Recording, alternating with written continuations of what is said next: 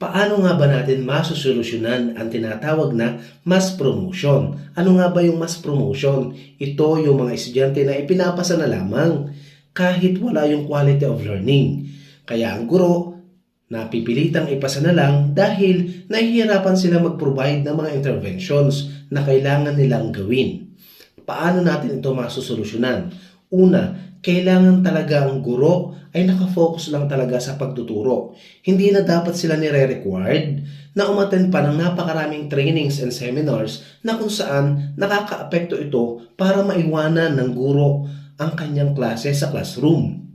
Pangalawa, dapat magkaroon, ma-reduce at ma-lessen ang needed interventions na lang ng teacher o ng subject teacher. 1 hanggang 2 intervention lamang na kung saan pwede nang ma-evaluate at ma-assess ang bata. At ang ikatlo, magkaroon ng magandang academic policy guidelines which is totally connected and related. 1, the academic performance of the students. 2, the behavioral aspects. And 3, the attendance of the students.